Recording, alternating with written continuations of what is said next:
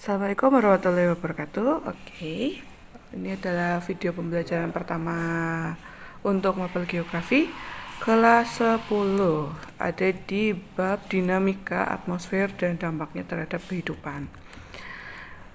Tidak semua nanti akan kita bahas di sini karena pasti waktunya akan sangat panjang sekali. Jadi kita ambil poin-poin yang paling penting atau yang membutuhkan penjelasan lebih lanjut, ya. Terus Anda kenapa muncul di situ?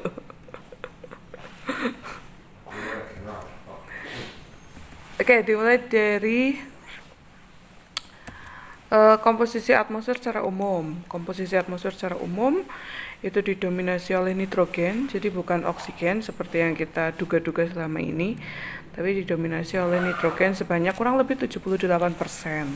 Ternyata oksigen itu hanya 21% saja, dan 1% itu terdiri dari gas lain-lain, termasuk CO2 mungkin yang paling familiar di sini.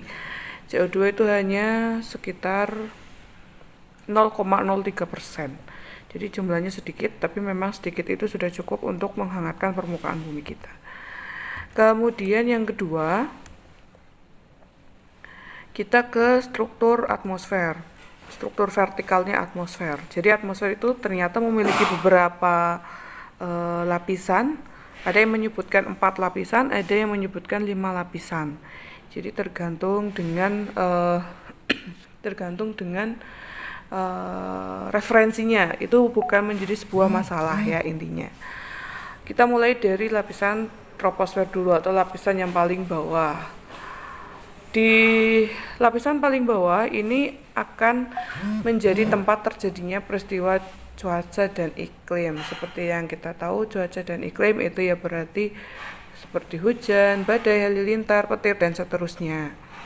Kemudian yang perlu digarisbawahi di sini, di lapisan troposfer ini akan terjadi yang namanya gradien termal, di mana setiap kenaikan 100 meter, suhu udara akan mengalami penurunan sebanyak 0,6 derajat Celcius pada daerah atau adiabatik basah. Untuk Indonesia, karena adiabatiknya basah, maka penurunan suhunya hingga 0,65 derajat Celcius. Lebih tepatnya 0,65 ya.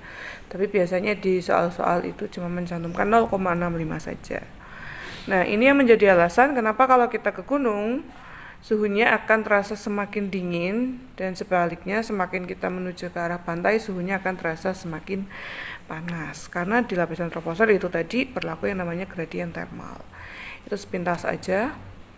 Kemudian di lapisan atasnya ada stratosfer. Ketinggiannya sampai 50 km. Nah, untuk yang lapisan kedua tentu saja fungsinya berbeda dengan lapisan yang pertama. Untuk yang kedua, ini ada O3 di sana, sehingga fungsinya adalah untuk melindungi bumi dari radiasi matahari. Ini fungsi utamanya di lapisan stratosfer. Ada beberapa referensi juga yang menyebutkan lapisan stratosfer ini fungsinya untuk jalur penerbangan. Tentunya stratosfer yang bagian bawah ya, yang masih di 10 sampai 12 km. Karena kalau semakin tinggi, ya betul kita sudah tidak berada di zona iklim dan cuaca, tapi kadar oksigennya juga akan semakin menipis, sehingga tidak aman untuk tempat manusia. Intinya seperti itu ya. Apalagi kalau yang punya gangguan pernafasan, penyakit jantung, dan seterusnya, itu akan sangat berbahaya sekali. Di atasnya stratosfer ada mesosfer. Ini ketinggian maksimalnya sampai 80 km. Untuk di lapisan mesosfer ini agak sedikit berbeda dengan lapisan-lapisan yang sebelumnya. Fungsinya terlebih dahulu ya, fungsinya untuk melindungi bumi dari jatuhan meteor. Jadi meteor yang ada di galaksi ini, di jagat raya ini, itu banyak banget, dan mungkin ada beberapa yang sebenarnya menuju ke permukaan bumi. Tapi untungnya di lapisan atmosfer, khususnya di bagian mesosfer bumi, itu ada sistem perlindungan dari meteor, kayak sistem perlindungan gitu ya. Jadi meteornya itu akan terbakar di lapisan mesosfer sehingga tidak bisa mencapai ke permukaan bumi. Kalaupun bisa, itu adalah meteor-meteor atau asteroid yang ukurannya sangat besar sekali. Kalau sangat besar sekali, mungkin saja bisa sampai ke permukaan bumi. Buktinya ada beberapa meteor atau asteroid yang bisa sampai ke permukaan bumi, bahkan diameternya ketika sudah sampai ke permukaan bumi itu bisa mencapai 1 km. Itu besar banget berarti ya. Aslinya berarti jauh lebih besar daripada itu. Kemudian berikutnya lapisan termosfer, itu ketinggian maksimalnya hingga 300 km ke arah angkasa sana ya. Di lapisan termosfer ini akan terjadi proses ionisasi, sehingga ionisasi ini akan bermanfaat untuk pemantulan gelombang radio. Nah, suhu di termosfer ini bisa sampai mencapai 1500 derajat Celcius, jadi panas banget ya.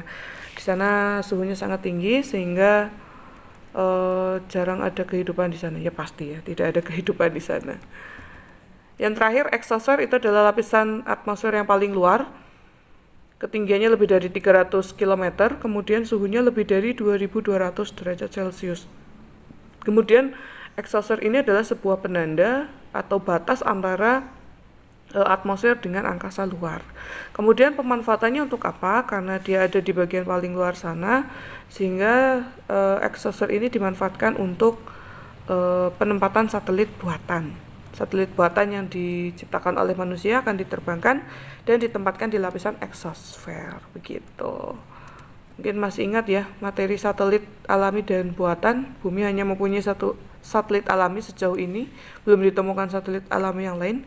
Kalau buatannya udah banyak banget, gitu. Tergantung sama bidangnya. Oke, ini pembahasan di video yang pertama tentang lapisan atmosfer. Kalau ada yang mau ditanyakan, langsung aja ditanyakan. Nanti kita lanjut ke bab berikutnya di next video. Assalamualaikum.